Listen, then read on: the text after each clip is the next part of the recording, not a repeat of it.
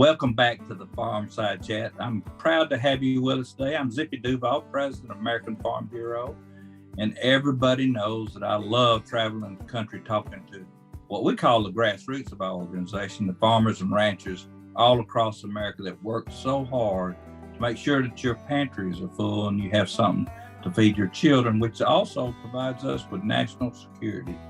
And we're going to talk a little bit about what people understand about agriculture, because today we're going to talk to one of our farmers out in Arizona. I was able to go there a couple of years ago, and they hosted a breakfast, and I got to talk to some people in the area. It was really a fun time. Today we have Sharla Mortimer with us today. She is a farmer in Arizona. It's Dewey, Arizona, and I would describe her and her husband as pioneers in the field of farming that they do. It's called agritourism, and I know that when they started down this road of agritourism, it was really new and not many people were out there doing it.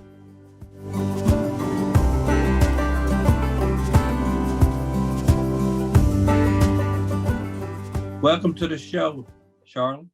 Thank you. Glad to be here and glad to have had you at our farm before. So thanks again. Well, tell us a little bit about yourself and your husband and your family. So I'm Sharla Mortimer. My husband, Gary, and I, about 20 years ago, decided that we wanted to be in agriculture. He was raised on a farm in Iowa. I was raised on a farm here in Arizona, and both of our families had moved away from the farms. But as we met, married, and decided to start our family, we recognized the impact that agriculture had had in our early lives and wanted that for our kids as well.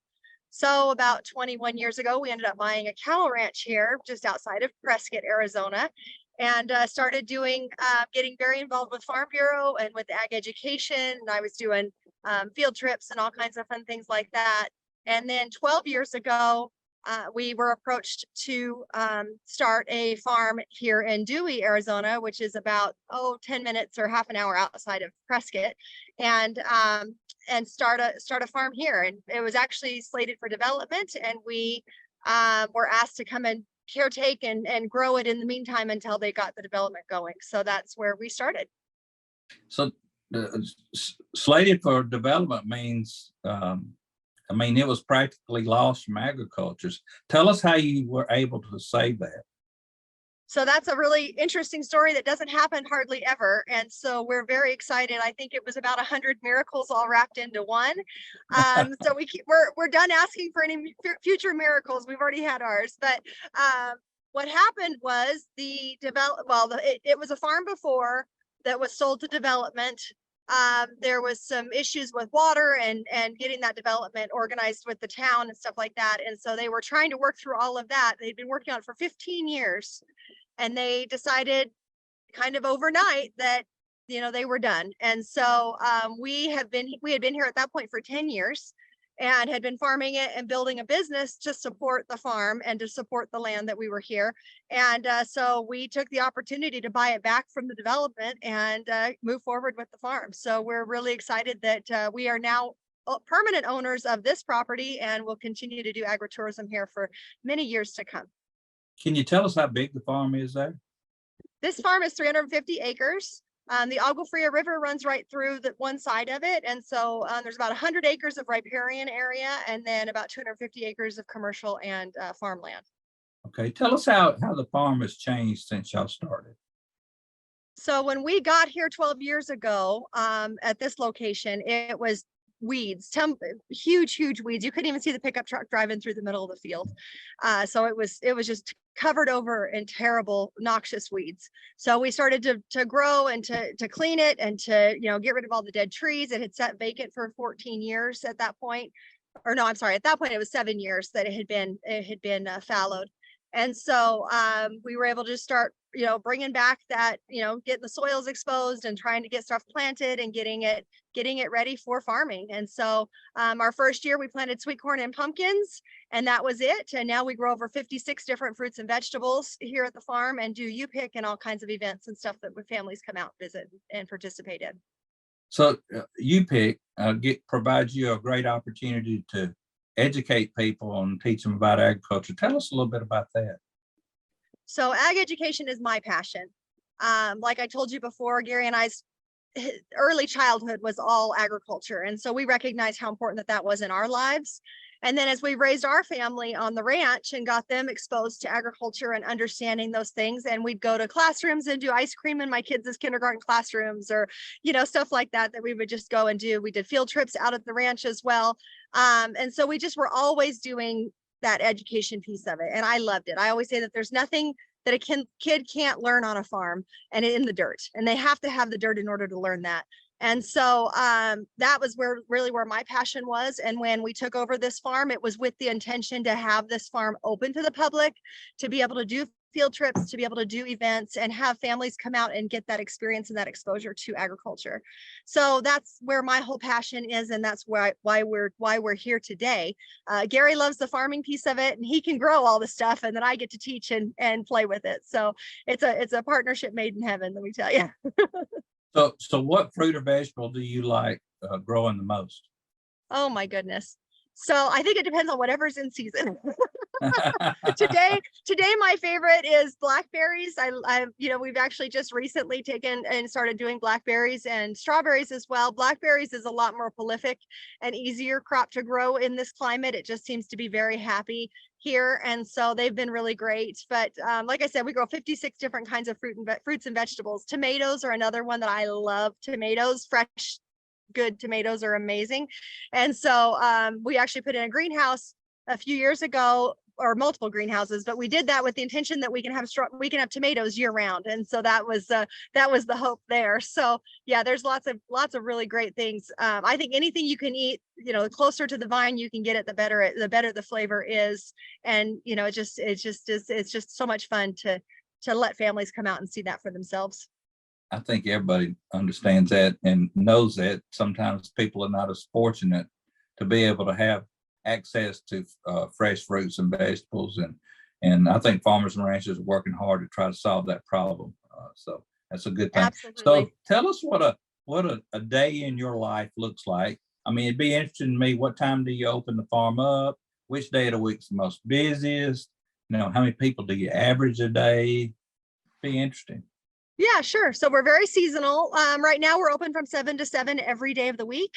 We have great staff that run the store. We've got a country store here, market on the property that's open that entire time all week long. And so people can just drop in anytime they want. They can get a pass to come out to the farm and be able to go out and pick their own vegetables and plan some of the activities that we have here. And then I've also got lots of fruits and vegetables and other things that we grow there at the store that they can just go in and pick that up without having to go out and pick it themselves. So they have the option if they want to come out to the farm too, or if they just want to just go pick up their groceries for the week. So that's kind of our day to day. Every day of the week we're open there, and that's year round. We're open 12 months of the year. I think we're closed 3 days. So other than that, the farm is open and available for families to come out and enjoy. We have in our country store, we have a lot of canned foods as well as the fresh vegetables. We also grow beef and pork, and so that's also for sale in our store.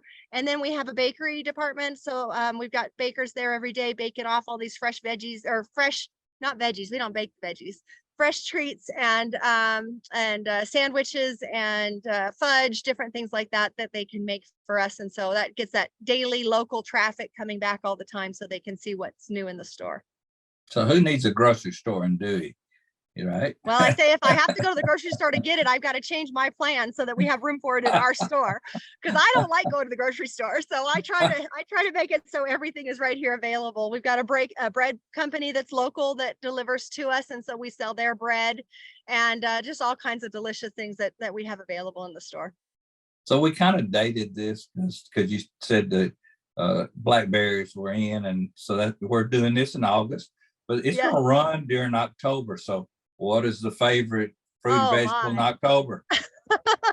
Well, there you go. Like I said, it depends what we're harvesting at the time, right?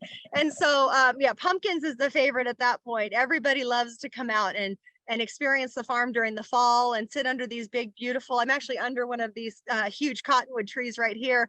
And they love the giant 100-year-old cottonwood trees that we have.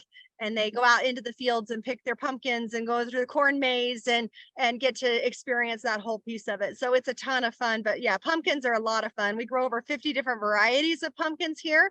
And so they're so diverse and all different colors and shapes and sizes, and people love them. And so it's a lot of fun to be able to do that and have them go right out to the fields and pick it for themselves. So I'm a cow guy and a chicken guy. So I don't have the greenest thumb in the world. I can grow grass, but I hadn't had much luck with pumpkins. So tell me about when do you plant them? How long does it take? Can you grow a big one? And tell us a little bit about the plant itself. Absolutely. Yeah. Pumpkins are a fun plant. You can actually see the entire growth system on the plant at any point in time, or, as you're harvesting pumpkins, you can also see it just all the way back to the flower at the same time. And so it's kind of a fun plant. We're going to grow them 90 to 120 days before we want to harvest them. So we actually plant the end of June is when we plant here.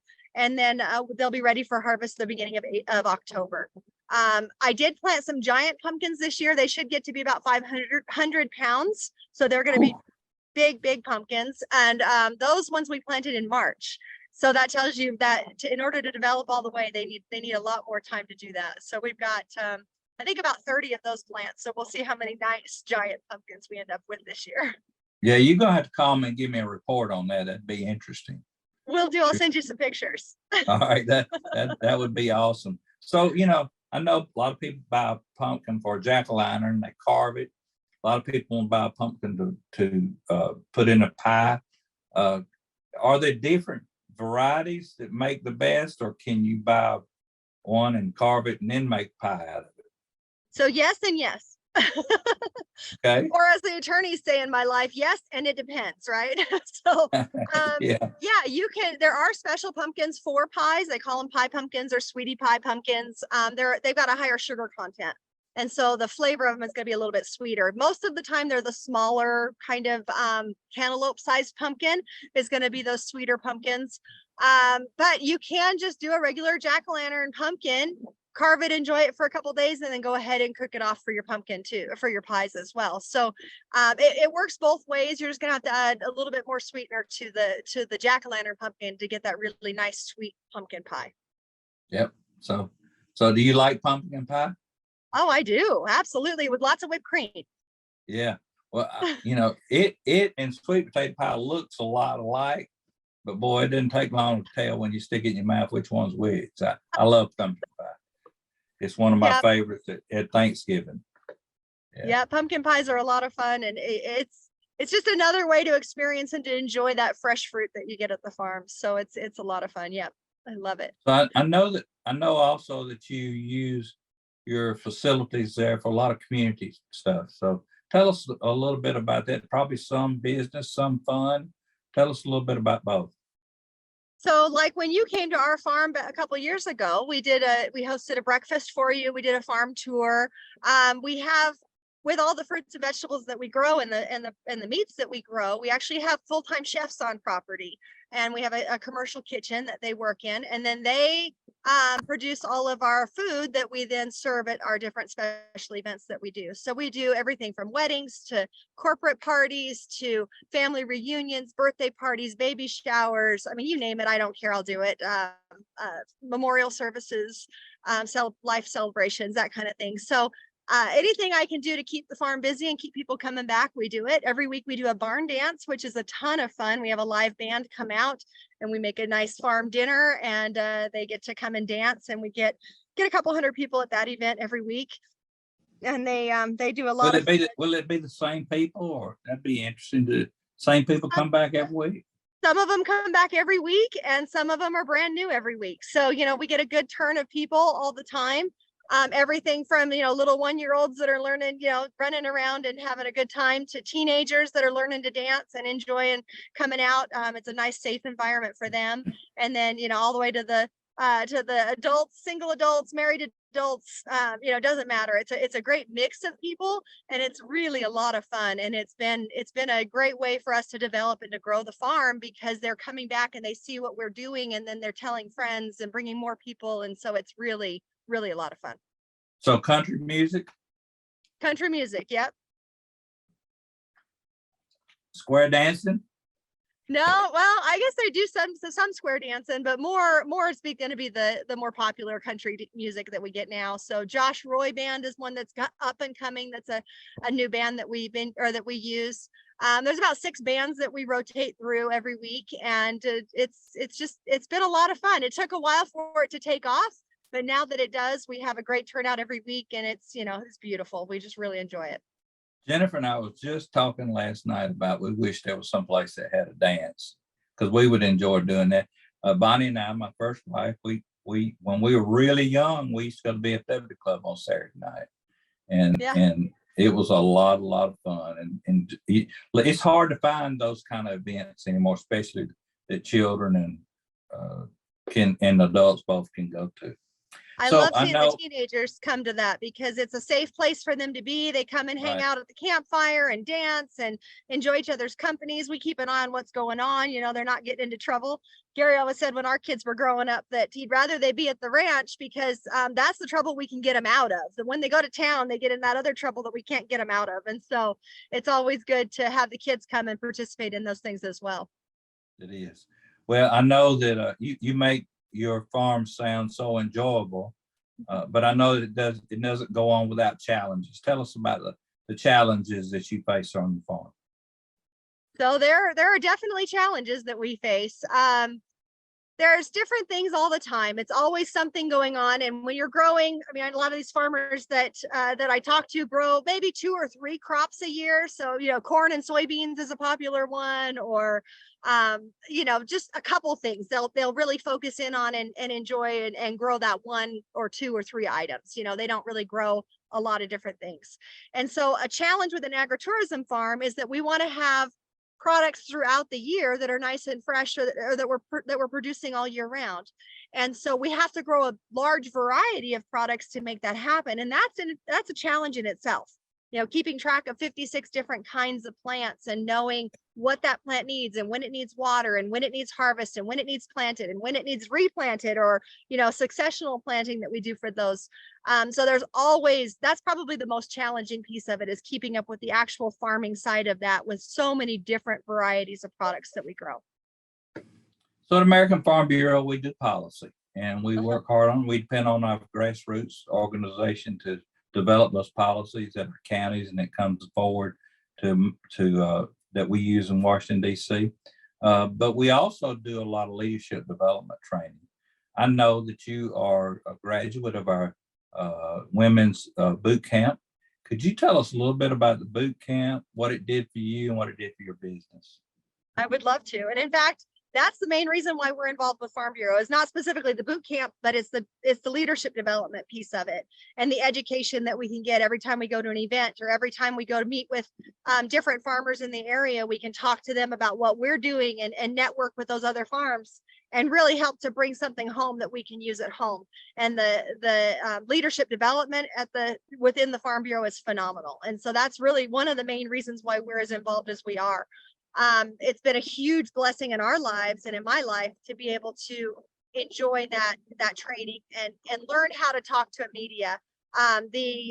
The boot camp is actually a week-long program that's in DC. So I traveled to DC for that and got to enjoy, learning how to talk to the media, learning how to do an interview, learning how to present myself, learning how to, do's and don'ts as far as talking to a group and meeting in front of different people, how to just better myself so that I'm a better presenter and I can communicate better with people and be a more positive influence on the public. And it's a great thing. I've recommended it to quite a few friends, and just I know it's been a blessing for all those that have participated in it. Well, the way you communicate, I'm sure you was at the top of that class. So we appreciate your participation and your continued work on trying to teach people. I tell a lot of people that's in agritourism that we really owe you a big debt, because while we're all out on the farm doing our work, you're teaching people about what we're doing. And that is such a great service, not just to your community, but all of agriculture. So we appreciate what you do. So the memories that they make when they come to the farm, they keep that for the rest of their life.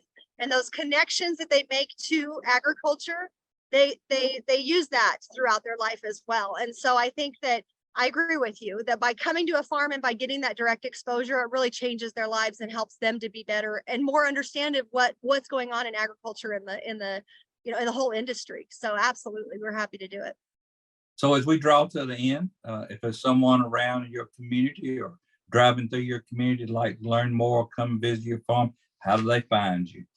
Well, the easiest place is online, of course, mortimerfarmsaz.com, or on social media, everything from, I don't know, my daughter does all the social media and it's all over on all of them. So Instagram, Facebook, I think we're even on TikTok now, but yeah, all over on social media, Mortimer Farms, and we're in Arizona. So it's easy to find us there.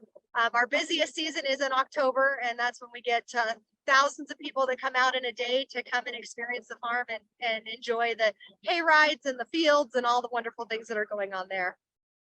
Well, thank you so much, Sharla, for being with us.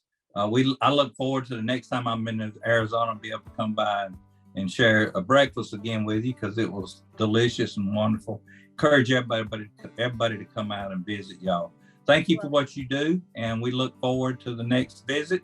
And we thank you all for joining us on the Farmside Chat. We hope you have a wonderful day, and God bless you. Thank you for joining us for this episode of Farmside Chat. Please be sure to subscribe so that you never miss an episode. And while you're at it, take a minute to rate and review the podcast. This helps us continue to bring you farm fresh content that everyone can enjoy. Until next time, thank you and God bless you.